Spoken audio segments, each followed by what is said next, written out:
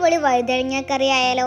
നല്ല ടേസ്റ്റാണ് കേട്ടോ കഴിക്കാൻ വേണ്ടിയിട്ട്. സിമ്പിളായിട്ട് ഉണ്ടാക്കി എടുക്കുകയും ചെയ്യാം. ഒരു പ്രാവശ്യം കഴിച്ചാൽ പിന്നെ ഇതിൻ്റെ ഫാനായി മാറും. കാരണം എനിക്ക് വഴുതനങ്ങ ഒട്ടും ഇഷ്ടമല്ലാത്തതാണ്, എനിക്കിഷ്ടപ്പെട്ടു. അതുകൊണ്ടാണ് കേട്ടോ. ഫസ്റ്റ് വെള്ളത്തിയിട്ട് വഴുതനങ്ങ നല്ലപോലെ 4ആയിട്ട് മുറിച്ച് കൊടുക്കുക. എന്നുവെച്ചാൽ ഫുള്ളും അങ്ങോട്ട് മുറിക്കില്ല കേട്ടോ. കാണിച്ചത് ഇതേ കൂടി. പിന്നെ സ്റ്റൗ ഓൺ ചെയ്ത് ചട്ടി വെച്ച് കൊടുക്കാം കേട്ടോ.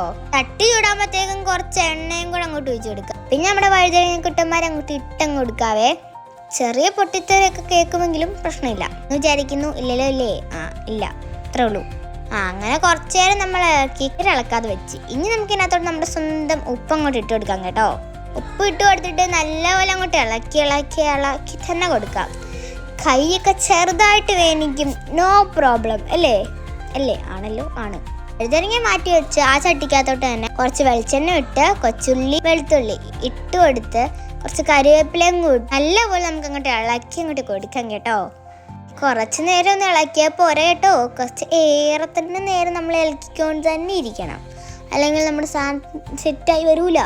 പിന്നെ ഒരു തക്കാളി 4-5 അരിഞ്ഞ് നമ്മുടെ തക്കാളി അങ്ങോട്ട് ഇട്ട് കൊടുക്കാം. പിന്നെ ഇളക്കുന്ന കാര്യം മറക്കരുത് കേട്ടോ. നമ്മൾ ഇളക്കിക്കൊണ്ട് തന്നെ ഇരിക്കണം കേട്ടോ.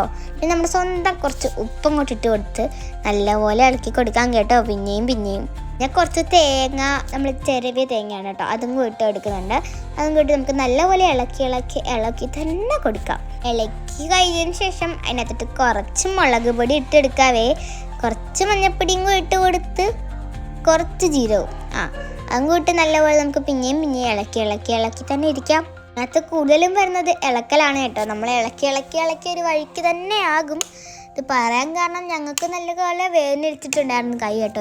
ഇളക്കിയിട്ട് പിന്നെ കുറച്ച് മല്ലിപ്പൊടി അങ്ങോട്ട് ഇട്ട് കൊടുക്കാം കേട്ടോ.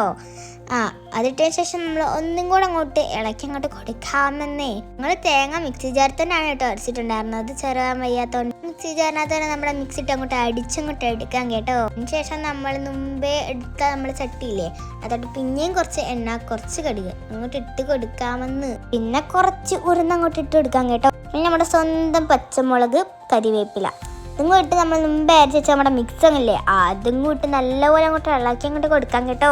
അരച്ച മിക്സി ജാറിനകത്ത് തന്നെ കുറച്ച് വെള്ളം ഒഴിച്ചിട്ട് നല്ലപോലെ പിന്നെ ഇളക്കാം. വഴുതനങ്ങാക്കറി നാണല്ലോ പേര്, അപ്പോൾ വഴുതനങ്ങ ഇല്ലാതെ എന്ത് കളി. കുറച്ച് വഴുതനങ്ങയും കൂടെ അങ്ങോട്ട് ഇട്ട് കൊടുക്കാം കേട്ടോ. നമ്മൾ മുമ്പേ ഉണ്ടാക്കി വെച്ചാൽ ഇവിടെ വഴുതനങ്ങ ഇല്ലേ, ആ വഴുതനങ്ങയാണ് കേട്ടോ ഇട്ട് കൊടുക്കുന്നത്. നമ്മുടെ കറി ഒന്ന് തിളച്ച് വരാൻ വേണ്ടി വെയിറ്റ് ചെയ്യണം കേട്ടോ. കുറച്ച് നേരം നമ്മളിങ്ങനെ വെയിറ്റ് ചെയ്ത് നിൽക്കണം കേട്ടോ, എന്നാലേ സെറ്റാക്കിയിട്ടത്തുള്ളൂ. പിന്നെ നമ്മൾ അതിനകത്ത് കുറച്ച് പുളി കലക്കിയ വെള്ളമാണ്, അതും കൂടെ ഇട്ടങ്ങോട്ട് കൊടുക്കാൻ കേട്ടോ. അല്ലേ, കേട്ടില്ലേ? കേട്ടു.